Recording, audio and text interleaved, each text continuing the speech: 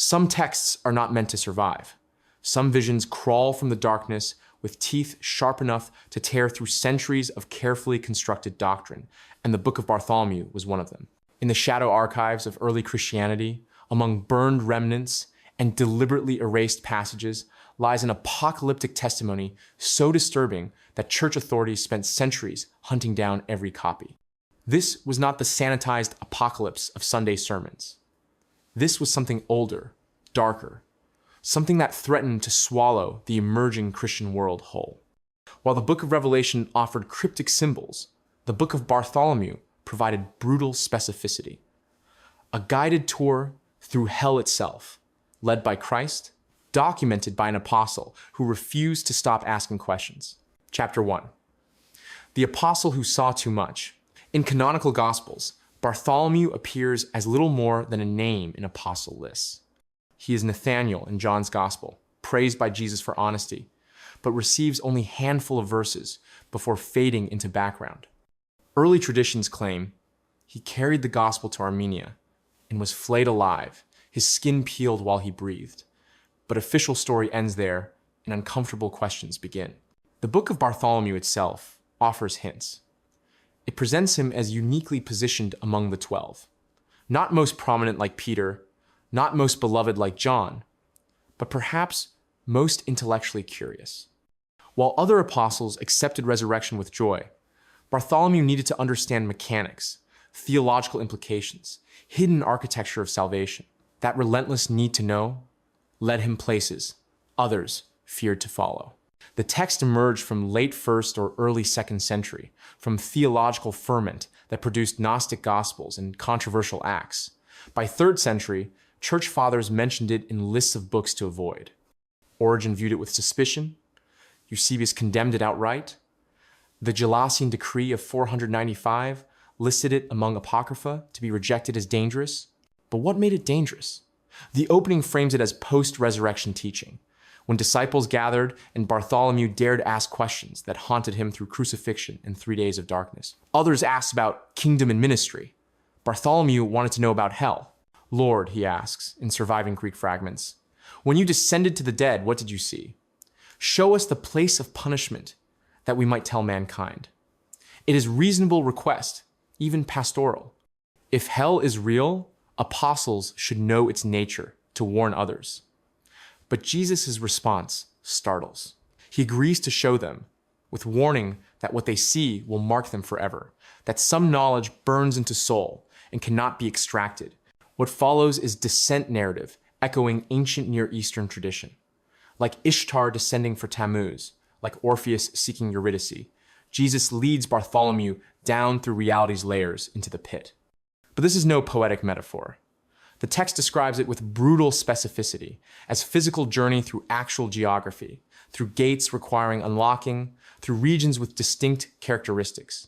The cosmology revealed is complex and terrifying. Hell is not single place, but structured realm with hierarchies and zones, each calibrated to particular sins. Tartarus is deepest pit, where worst offenders are confined in chains of darkness. Above that lies Gehenna, valley of fire, where damned burn eternally. There are chambers of ice where cold-hearted freeze, rivers of molten metal where greedy drown, pits of serpents for treacherous. Most disturbing is Christ's presence in this place. Canonical tradition holds Jesus descended into hell between death and resurrection, but details remain vague. Book of Bartholomew fills them with unnerving specificity. Jesus walks through damnation regions, demons flee before him, damned cry for mercy, hell's architecture trembles at divinity's presence. This is harrowing of hell made visceral. This divergence is crucial. Book of Revelation had not achieved canonical status yet, and early church had competing end-time visions. Bartholomew's offered one grounded not in symbolic visions, but direct testimony from hell's inhabitants. It was specific where Revelation was cryptic. And perhaps that specificity was the problem. Symbolic apocalypse can be reinterpreted for each generation. Literal one with dates can be proven wrong. Early fathers recognized this danger. They also recognized Book of Bartholomew assumed hell was knowable, its secrets extractable through interrogation. This undermined mystery that later theology considered essential to divine justice. If hell's workings could be explained, it became subject to human judgment. People might question whether punishments were just. The church chose not to canonize this burden. They chose to let Bartholomew remain a name in list, apostle without distinctive voice. They burned books preserving his testimony, condemned communities reading them, erased alternative Christianity his account represented. But fragments survived, hidden in forgotten manuscripts. Through them, we glimpse what was lost, what was deliberately destroyed, what orthodoxy's architects decided was too dangerous for believers to know. Chapter 2, Visions of the Abyss. The descent begins not with fire but silence. Bartholomew's account describes passing through a realm of dead, shadowy space where souls waited before Christ's coming. What strikes him first is sound's absence. No wailing, no gnashing, just hollow quiet of spirits in limbo. But as Jesus leads deeper, silence gives way to something worse. Infinite suffering compressed into single, overwhelming cacophony. Text describes hell's structure with precision, suggesting actual walking its paths. At top, nearest living world, is realm of unbaptized infants, dying without salvation's mark through no fault. This region is not torment, but deprivation. Souls in eternal twilight, never experiencing joy or agony fullness. Later formalized as limbo concept. In Bartholomew's account, it is place of profound sadness, potential forever unrealized. Descending further, landscape shifts. Text describes Gehenna, fire valley, Jesus referenced in teachings, but here given flesh and geography. Not metaphorical fire, but actual flames, burning without consuming, causing pain without granting death's release. Damned are arranged by sins. Murderers in one section, adulterers another, false teachers a third. Each group suffers torments, calibrated to transgressions. Each punishment a dark mirror of earning sin. Bartholomew describes gluttons forced to feast on burning coals, searing mouths and throats, slanderers whose tongues stretch to impossible lengths and pierce with hooks, the proud bent backwards until spines crack, forced to gaze forever at glory they claimed, now revealed as nothing. Not random cruelties, but systematic retribution theology, each punishment teaching lessons about sin's nature. But demons truly haunt Bartholomew's account. Not cartoonish figures with pitchforks, but fallen angels, beings of immense power and terrible beauty, corrupted by rebellion, yet bearing traces of original glory. Text names them in hierarchies, echoing angelic orders they once belonged to, princes and powers, thrones and dominions, all inverted toward destruction. Greatest is described as dragon, serpent of old, Satan himself, bound in chains at pit's bottom. Bartholomew's encounter description is most disturbing passage. Dragon is vast beyond comprehension. Body coiled through caverns, stretching miles, scales made of condensed darkness, eyes burning with hate so pure, it became force of nature. When it speaks, voice is not loud, but small, intimate, whisper cutting through all sounds, and lodging directly in mind. Dragon tells Bartholomew its history. Standing in God's presence, pride becoming downfall, gathering third of heavenly host for war on throne. Familiar territory from other texts, but Bartholomew adds disturbing details. Dragon describes fall's moment not with regret, but defiant pride. Claims rebellion was necessary, God's worship demand was tyranny, free will required refusal option. When Bartholomew asks if it would choose differently given another chance, Dragon laughs. Sound like continents grinding, says it would make war again and again for eternity if given chance. This exchange reveals troubling theology. Dragon is not purely evil as mindless malevolence. It has reasons for rebellion, arguments not entirely without merit, philosophical position sounding almost reasonable until remembering who makes argument. Bartholomew does not resolve this tension. Simply records it, lets Dragon make case, leaves readers wrestling with implications of cosmic rebel claiming to fight for freedom against divine autocracy. Text then describes prophecy of Dragon's release, where Bartholomew's apocalypse diverges most from Revelation. Dragon tells specific signs preceding end. Great war consuming nations, plague killing third of mankind, false prophets working wonders in Dragon's name, Finally, chain-breaking, pit opening, all hell's inhabitants released for final heaven battle. Timeline is cryptic, but specific enough that early readers could calculate dates, look for signs, live in terror of fulfillment. Church fathers recognized danger in this strategy. Apocalyptic fever burns out when prophecies fail, when predicted end does not come. Revelation succeeded partly because symbolism was flexible enough for reapplication each generation. Bartholomew's literal approach was riskier, more vulnerable to history's refutation. Deeper Bartholomew descends, more abstract punishments become. At abyss bottom, beyond even Satan's binding, he describes place of absolute cold, darkness, isolation. Punishment for those sinning against Holy Spirit, committing unforgivable sin. They are not tortured by demons or burned. Simply removed, cut off from all connection, warmth, light, hope. They exist in void so complete that even existence awareness becomes torment. This description is perhaps text's most philosophically sophisticated part. Bartholomew understands worst hell is not external torment, but internal isolation, not pain inflicted outside, but horror of being trapped forever inside oneself with no redemption possibility. This anticipates later theological developments about hell as God separation rather than physical torture place, but with vividness making concept almost unbearable to contemplate. Throughout Descent, Bartholomew asks Jesus why. Why create hell at all? Why not annihilate damned rather than preserve them in eternal suffering? Why allow evil's existence if God is truly all-powerful? Jesus' answers, as recorded in fragments, are deeply unsatisfying. He speaks of justice requiring punishment, free will necessitating damnation possibility, mercy's glory being meaningless without judgment reality. But explanations feel inadequate next to specific horrors Bartholomew describes. This inadequacy is itself revealing. Book of Bartholomew does not resolve evil's problem. It amplifies it. By making hell so specific, so real, so vivid, it makes theological justification seem hollow. How can any finite lifetime sin justify infinite punishment? How can loving God create beings knowing they will end in eternal torment? How can this system be called justice when designed more for deterrence through terror than any restoration? Chapter 3. The questions no one should ask.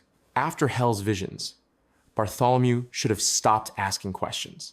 Any reasonable person, having witnessed abyss horrors, would have accepted some mysteries or mercy. But Bartholomew was not reasonable. He was relentless. So he turned questioning toward mysteries even more dangerous. Incarnation's nature itself, mechanics of divinity inhabiting flesh, moment when eternity intersected time in Virgin's womb.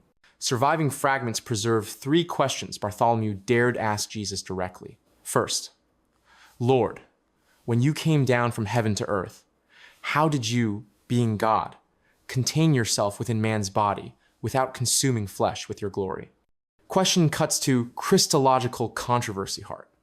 Debates raging for centuries about how Jesus could be fully God and fully human simultaneously. Church councils would settle on formulas about natures and persons, elaborate theological constructions designed to affirm paradox without explaining away. But Book of Bartholomew attempts actual answer. Jesus explains divinity was not diminished, but concealed, wrapped in flesh and limitation layers like light shrouded by cloth. Describes incarnation process with disturbing physicality. Infinite consciousness compressed into finite human brain neurons, omnipotence restrained by mortal muscles and bones, omnipresence confined to single body moving through space and time, incarnation as cosmic crucifixion, infinity torture forced into finitude prison. This explanation satisfied no one. Orthodox theologians found it too literal, too mechanical, reducing divine mystery to magic trick. Gnostic readers found it too body-affirming, rejecting their belief that flesh itself was prison. For ordinary believers, simply too disturbing. God suffering not just on cross, but from conception moment, every incarnate existence. Second, a kind of ongoing torment as infinite being strained against finite constraints. Second question strikes closer. Lord, when you were hanging on cross, where was Godhead? Did it remain with body, or depart to heaven. Not idle curiosity, but crucial theological problem. If Jesus was fully God, then God died on cross, raising profound divinity nature questions. If God cannot die, then Jesus was not fully God, undermining salvation's entire logic. Bartholomew's Jesus gives different answer. Godhead was split. Part remained with body, experiencing crucifixion and deathful agony. Part descended immediately to hell for harrowing beginning. Part remained in heaven holding universe together. For if God fully departed even for instant, all creation would collapse into chaos.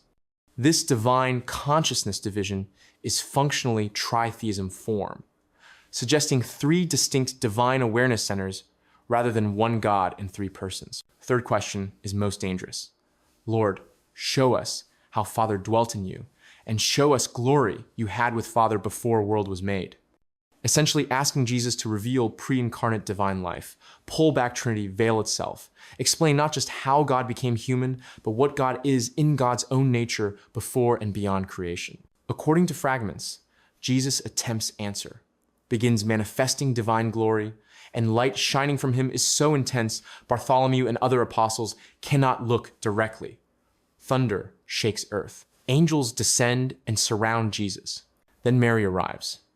Drawn by divine power manifestation, pleads with Jesus to stop, because mortal flesh cannot withstand direct divinity exposure without destruction. Jesus relents, dims glory, returns to ordinary human appearance, but Bartholomew is not satisfied. Turns to Mary, asks her to reveal what she experienced during Annunciation, describe moment Holy Spirit overshadowed her, explain how she felt when divinity entered her womb. Mary's response, preserved in fragmentary Coptic and Greek manuscripts, is one of most controversial early Christian literature passages. Describes Annunciation not as peaceful scene depicted in later art, but terrifying encounter. When angel appeared, fear overwhelmed her. Not gentle, do not be afraid, fear soothed with reassurance, but existential terror at something wholly other presence. Describes conception moment with startling physicality.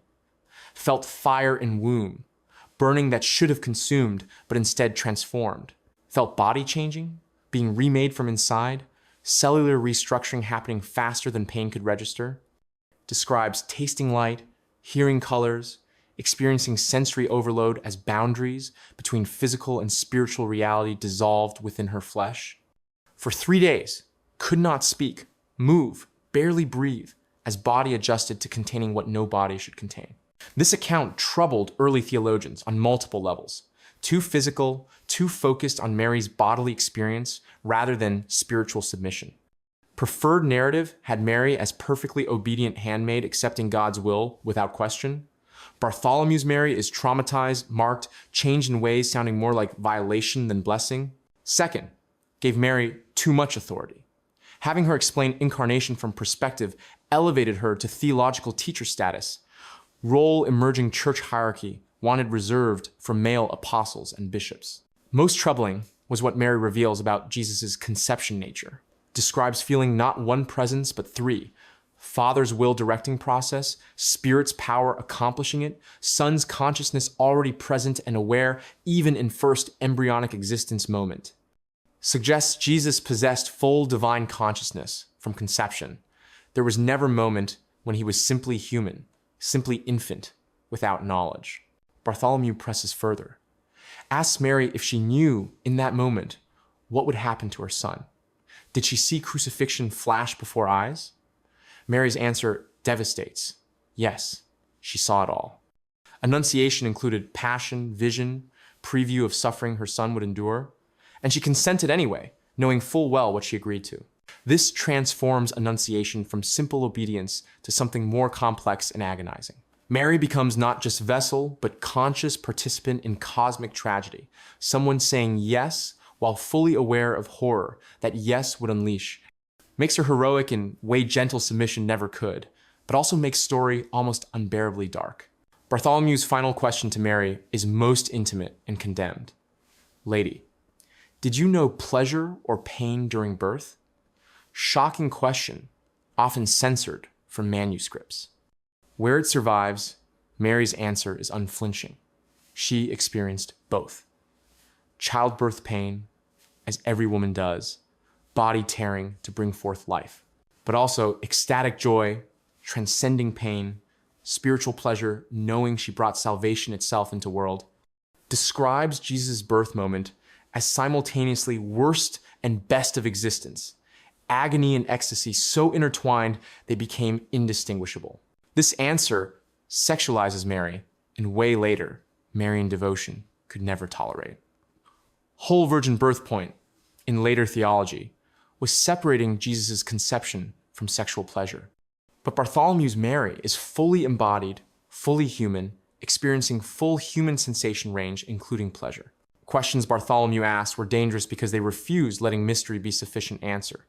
He demanded explanation, description, detail, wanted to understand not just that God became human, but how. These are questions of someone believing knowledge is always better than ignorance, understanding always superior to blind faith. Humans have right and obligation to interrogate belief foundations. Peter has no answer. Neither did institutional church. So they did what authorities always do when confronted with unanswerable questions. Declared questions themselves heretical, condemned preserving text, burned every copy they could find, could not refute arguments, so silenced him, could not answer questions, so forbade asking them. Chapter 4. Why they burned every copy. Assault on Book of Bartholomew began early and continued relentlessly for over 1,000 years. Church councils condemned it. Fathers warned against it. Bishops ordered it destroyed wherever found. Monks copying it faced excommunication. Believers reading it risked being branded heretics. Yet it survived in fragments, because some believed what it contained was worth possession risk. First recorded condemnation appears in Eusebius of Caesarea writings in early 4th century. Lists Book of Bartholomew among texts that are absurd and impious. His condemnation is brief but categorical.